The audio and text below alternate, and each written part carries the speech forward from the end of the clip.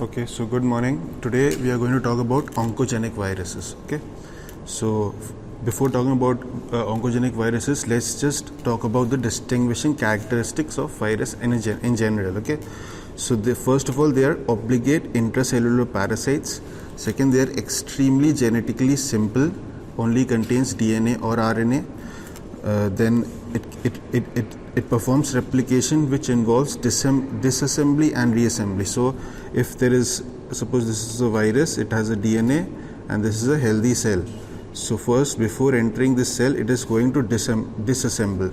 Okay, then only the viral DNA is going to enter the cell.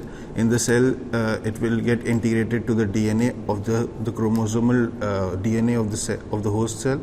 Then it is going to transform into RNA, then proteins, and these and after the cell dies, the viral proteins are going to form the coat of the virus, and inside that there will be DNA materials. So it will again reassemble. So here it will disassemble, and here it will again reassemble. Okay, after causing infection. So that's why it involves disassembly and reassembly. Okay, and the replication is by one-step growth.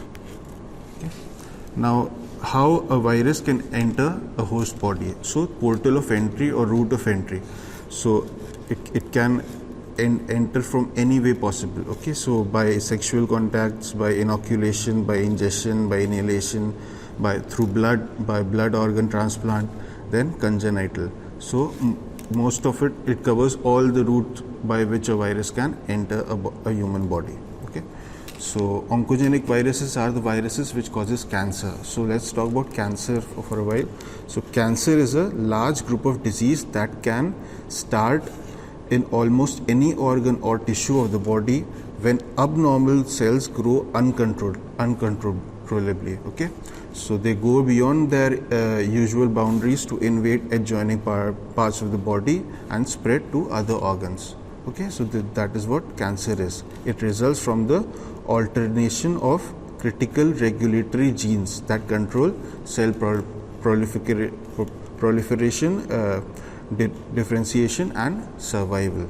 Okay, so we are going to talk about this in details. What gene is responsible to regulating the cell growth and differentiation. Okay, so according to WHO, cancer is the second leading cause of death in the world. It causes around 9.6 million deaths in 2008. That is 1 in 6 deaths.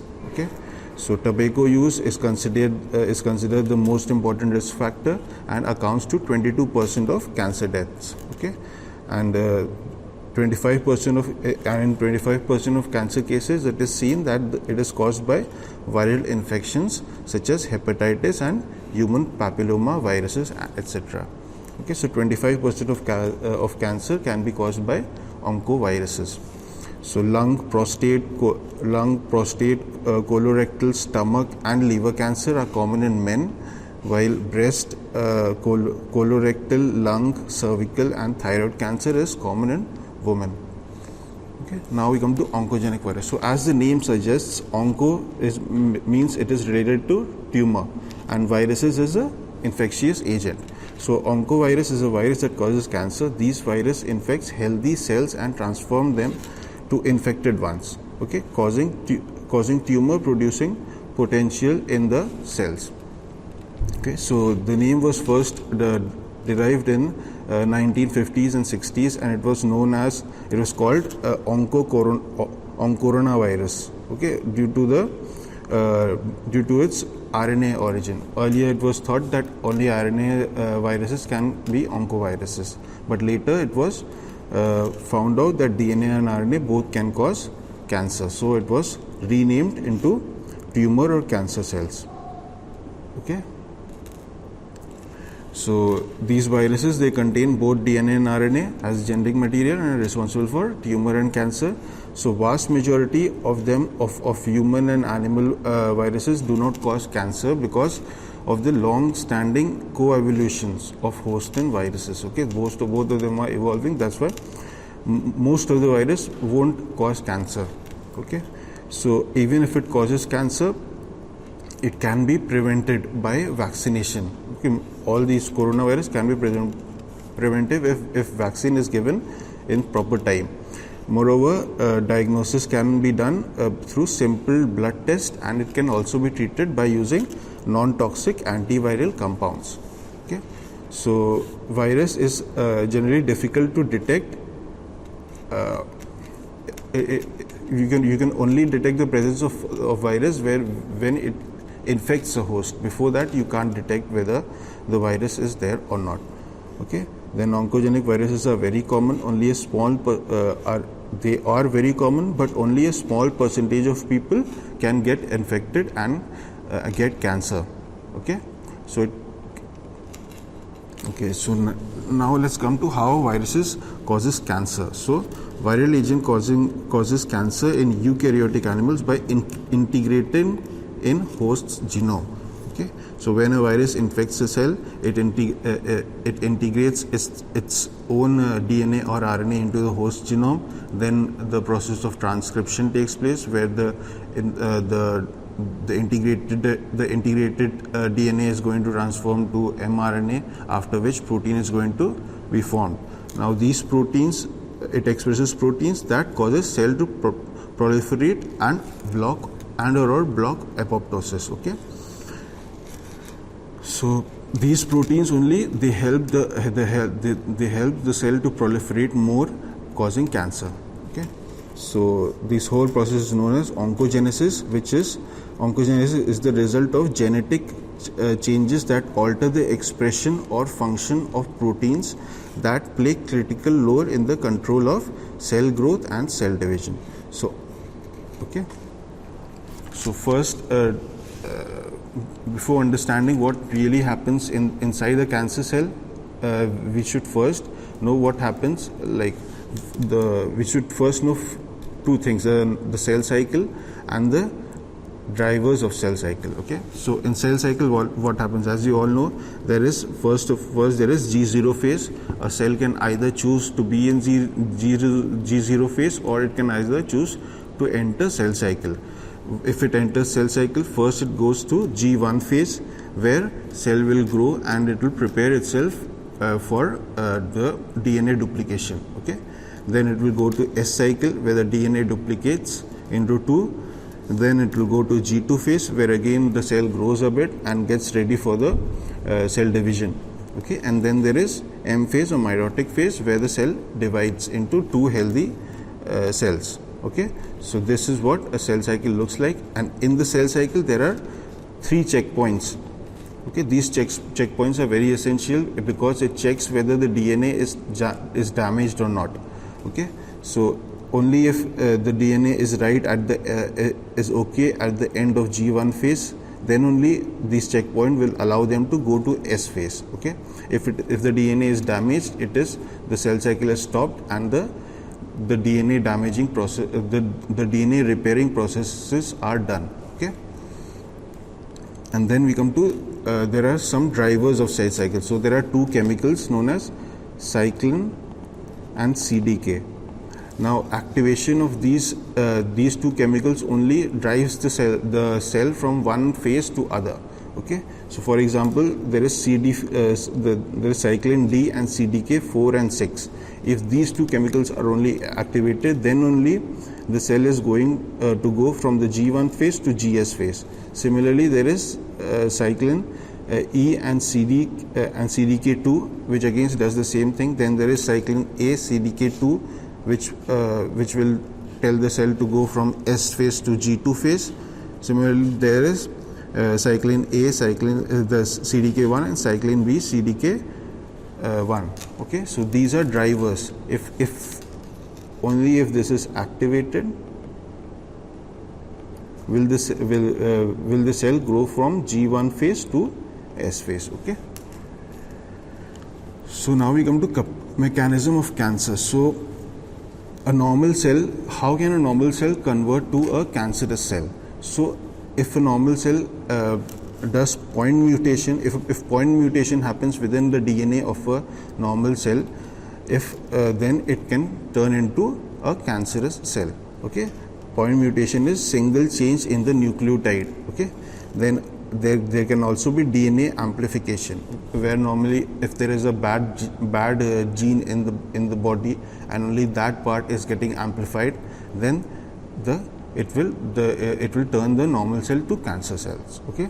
Then there can be chromosomal rearrangement, and then there can be epigenetic modifications, where there is methylation and acetylation of genes, which can either silence a gene or activate it more. Okay, so these are all the mutations which are responsible for formation of cancer cell from a normal cell. Okay, so due to this mutation, a normal cell can become cancer cell, and when these cancerous cells enter the cell cycle, they will bypass all the checkpoints. So this is a normal cell, that's why it is checked by these checkpoints. If this was a cancerous cell, these checkpoints they will produce some kinds of proteins that will bypass these all checkpoints. Okay, so there will be uncontrolled cell cycle, leading to uncontrolled formation of cell growth. Okay, and more cells are going to form, leading to tumor. Okay, so when these cells enter cell cycle, it bypasses all the checkpoints, leading to uncontrolled cell growth. Okay, so how does these cancerous cell bypass all the checkpoints? Okay, by two things: activation of oncogene and by inactivation of tumor suppressor gene. So oncogenes are your RAS and MYC. Okay, these are the two examples. There are many oncogenes, these are two examples. And for inactivation, and some examples of tumor suppressor gene is P53, APC and BRCA1, 2. So P53 is very important in this one. Okay, so how does it happens? Activation of oncogene. So RAS gene. So normally inside the so this, consider this as a healthy cell. Okay, this is your nucleus, this is your cell wall. Okay, and this is DNA. So RAS gene is normally present in a healthy cell's DNA. So suppose this is your RAS gene. Okay, so what it does is when it will undergo transcription and translation, it is going to form protein which is known as RAS protein. Okay, so this is your RAS protein. It is an intracellular protein present in the plasma membrane right next to growth factor receptor. So this is your growth factor receptor. Okay, so when the cell enters the cell cycle, okay, there are many growth factors which are going to bind here and will activate the growth factor receptors. Okay, so due to this activation, in return, this is going to activate the RAS protein. Okay, once the RAS protein is activated, it is going to do intracellular phosphorylation. Okay, so many proteins, they are going to just phosphorylate. Okay, ultimately it is going to activate your transcription factor. Okay, your transcription factor is ultimately activated. Now what this transcription factor will do, it will go read the DNA, and then it is going to transcribe proteins. Okay, transcribe RNA, which then will undergo translation, forming proteins. Now these proteins will main proteins which they produce is your CDK and cyclins. Okay, so which will promote cell growth. Okay, so understand. So a RAS protein, so normally RAS gene is present in the cell's DNA and produces RAS protein. Okay, so RAS protein is an intracellular protein which lies next to the growth factor receptors. Now once the cell enters the cell cycle, the growth factors receptors will activate the growth factors will activate the growth factor receptors, which in turn will activate the RAS protein, which will in turn activate the transcription factor, which is going to read the DNA and form proteins for cell growth, which are majorly CDKs and cyclin, due to which the cell will process from one phase to other. Okay, so if suppose there is a mutation in the RAS gene, so it is going to produce activated RAS protein. Okay, so it will already be activated. Okay, so if it is already activated, the cycle will get continuous. Okay, there is no need for the growth factors here. Okay, so mutation of RAS gene leads to production of already activated RAS protein, leading to continuous cycle. Understood? Okay, then there is MYC gene. MYC gene, again, if this is your DNA, this portion is your MYC gene, and this is the cell. So what these will produce proteins which are essential for cell growth, cell survival, and cell activity. Okay, so if there is mutation again in MYC gene, it is going to produce more proteins which will lead to more cell growth, more cell survival, and more cell activity, leading to cancer. Okay. And then there is your true tumor suppressor gene. So MYC and RAS gene were activated, hyperly activated. That's due to which there were more cell growth. Okay, leading to cancer. In tumor suppressor gene, we see deactivation here in case of cancer. So normally cell have mechanism to stop any abnormal cell from processing into cell cycle. So suppose a cell is there with damaged DNA. A cell is there and here the DNA is damaged. So in this case, what they will activate is your P53. Now P53 acts as a transcription factor and it will produce proteins such as P21. Okay. Now what these proteins will do is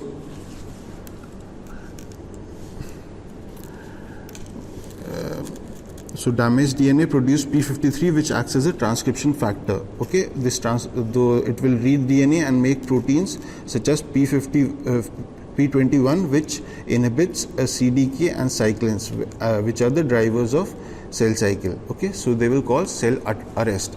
So the cell cycle is going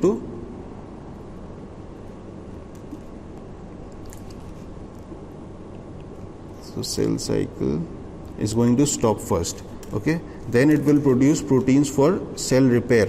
So all these damaged DNA, they will try to repair them first. Okay, for that they will produce proteins for cell repair. Then they will produce proteins for cell apoptosis. The cells which are unable to be repaired are going to die, due to which because of which they produce proteins for apoptosis. So if a cell couldn't repair itself, it has to die. Okay, so if there is inactivation of this P53, all these steps will not take place. Okay, leading to uncontrolled cell growth. Okay, so here if the cancer cell is there here, then these checkpoints will be bypassed, leading to uncontrolled cell growth. Okay, so uncontrolled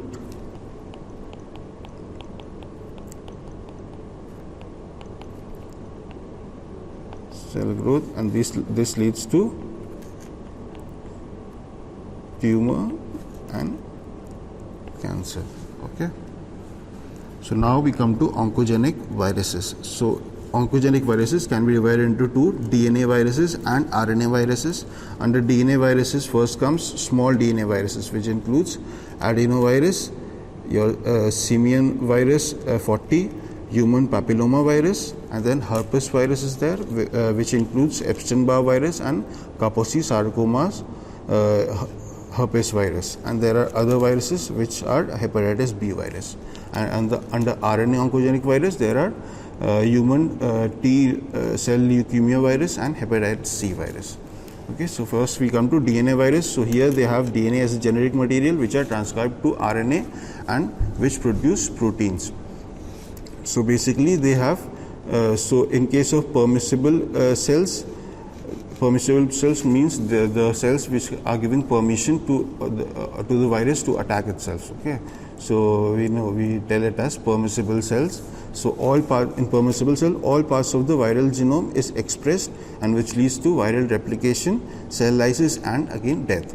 So, and in case of non-permissible cells, the cells which are not allowing the viral DNA to get integrated into the cell, the so the DNA cells, in that case the viral DNA is going to integrate in parts of the in some random parts of the chromosomal DNA, leading to only part of viral genome is, so here only part of viral genome is expressed. Okay, so the first DNA oncogenic virus was discovered by rabbit, was discovered by Richard Shope, and it was known as rabbit fibroma virus or and Shope papilloma virus. So these were the first two DNA virus which was discovered in 1930s. Okay, so typically they impair two families of tumor suppressor proteins, which are P53, which we talked about earlier, and there is another tumor suppressor protein known as retinoblastoma. Okay, so due to which unregulated cell division occurs, which leads to creation and progression of tumors. Okay, so oncoviruses infects but do not kill their host. Instead they establish long-term persistent of infection in them, which turns into cancer after many years. Okay, so oncovirus, they don't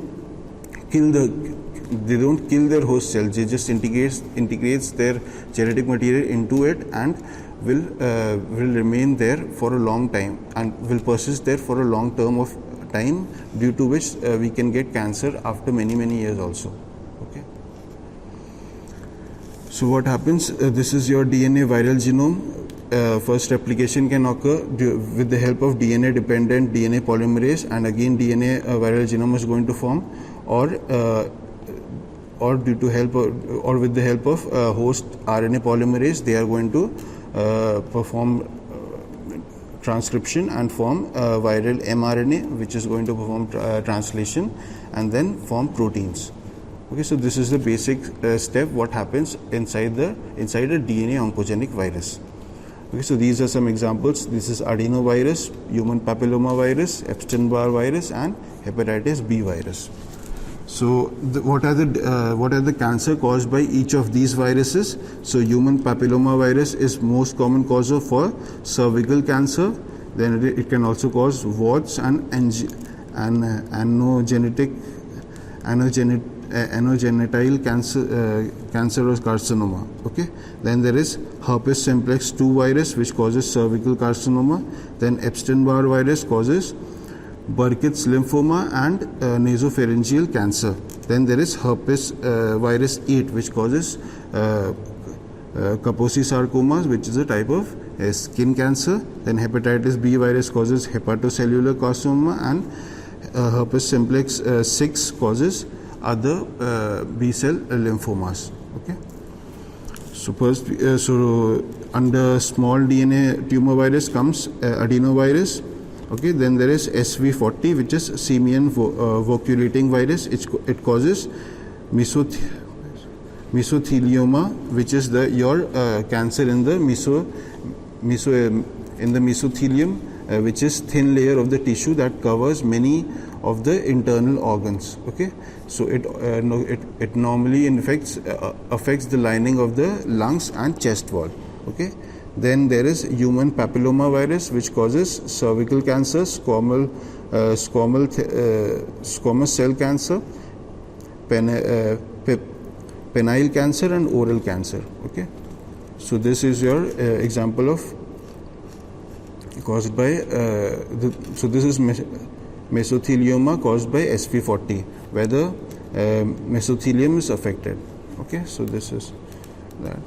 Then there is human papilloma virus, which comes under the small DNA viruses. So it is a double strand DNA virus belonging to Papillomaviride family. So it infects only epithelial cells in skin and mucous membrane. So it can also affect the lower genital tract, which includes vulva, vagina, urethra, penis, anal and perianal skill. Okay, so here what happens? Here they also deactivation of tumor suppressor gene p53 occurs in this case also. Okay, so 91%. So papilloma virus are found in 91% of women with cervical cancer. It can also cause urogenital cancer, wart, and malignant squamous cell carcinoma, which is seen in larynx and esophagus. Okay, so 10% of human cancer may be, so all 10 may be HPV linked. Then there is 51 types of human papilloma viruses which are recognized, and most common is type 6 and type 11. Type 16 and type 18 is associated with most of the cervical, vulvar, and penile cancers. Okay, so this is your cervical cancer. So this is normal, this early stage where it is just started spreading, then late stage and stage 2. Stage 2B is your third stage or last stage. Okay, and this is the example of squamous cell carcinoma. Now we come to herpes viruses. So they are very tumorigenic in animals. Okay, so the most important within the herpes virus is your Epstein-Barr virus, which is strongly associated with cancer. So it primarily infects lymphocytes and epithelial cells. So in lymphocytes, the infection is non-productive, while in epithelial cells, productive infection is seen where the virus is shed. Okay. So now we're going to pathologies in immunocompetent individuals. So how does Epstein-Barr virus infects immunocompetent individuals? So they cause Burkitt's lymphoma, infectious mononucleus, and nasopharyngeal carcinoma. Okay. So infectious mononucleus is a glandular fever which is self-resolving infection of B lymphocytes which are proliferated benignly. Okay, and in Burkitt's lymphoma, it is a cancer of the lymph. So this is what a Burkitt's lymphoma looks like. It is a cancer of lymphatic system, particularly B lymphocytes, and found in the germinal center. And in infectious mononucleus, there are many symptoms where the most prominent feature is you will see these type of patches in the throat. Okay, and then nasopharyngeal carcinoma. And then we come to pathologies in immunocompressed individuals. So in immunocompromised patients, Epstein-Barr virus is going to cause post-transplant lymphoproliferative disease, Hodgkin's lymphoma, which is a type of lymphoma in which basically the lymphocytes of the white blood cells are affected. Okay, so symptoms will include fever, night sweating, and weight loss, and there will be non-painful enlargement of lymph node in neck and around the arms and groin. Okay, and then they can also cause a variety of non-Hodgkin's lymphoblastic malignancies. Okay, then we come to Kaposi sarcomas herpes virus. So it also comes under the herpes viruses. It causes a type of skin cancer known as Kaposi sarcoma, where you can see purple lesions. Okay, so it infects again lymphocytes and epithelial or endothelial cells, and it can also be associated. It is also associated with hematologic malignancies, which are primary effusion lymphoma, multicentric Castleman's disease, which is a rare proliferative disorder, then MCD-related immunoblastic and plasmamastic lymphoma, and other atypical lymphoproliferative disorders. Okay, so this is what Kaposi sarcoma looks like, the cancer that can form masses in the skin, lymph nodes, and other organs. The skin lesions usually are purple in color. So lesions being purple in color is a characteristic of Kaposi sarcoma. Then we go to hepatitis B virus. Now hepatitis B virus is a DNA virus, but but it is more similar to the RNA tumor viruses, okay, in their mode of replication. So so normally what happens, the DNA virus is going to form mRNA, which is going to form proteins, but in case of hepatitis B viruses, DNA is going to form RNA virus, which can again revert back to form DNA using reverse transcriptase enzyme. Okay, so that process is known as reverse transcription. It is seen in all the RNA oncogenic viruses, and also in hepatitis B viruses. Okay, so in epidemiology, we can see there is a strong correlation between hepatitis B virus and hepatocellular sarcoma. Okay, there 7.5 lakh of new cases of HCC is seen globally per year, and the mortality rate is also very high. About 7 lakh death occurs annually due to hepatocellular carcinoma. Okay. So what is hepatocellular carcinoma? It is a primary malignancy of the liver. So normally it is a secondary type of infection. So first a person must have primary infections such as hepatitis B infections, which will lead to hepatocellular carcinoma, or other primary infections will include cirrhosis. Okay, so when viral hepatitis infections caused by hepatitis B or C viruses, or cirrhosis, which is caused due to alcoholism, occurs, after that only HCC is going to take place. So first, the primary infections such as HBV or HCV infections or cirrhosis. So first these two must happen in the liver, then only it can lead to hepatocellular carcinoma. Okay, so now in countries where hepatitis B is not endemic, we see most of this most of HCC is caused due to spread of cancer from elsewhere in the body. So from different part of the body, if the cancer comes to liver, that is known as metastasis. Okay. Okay.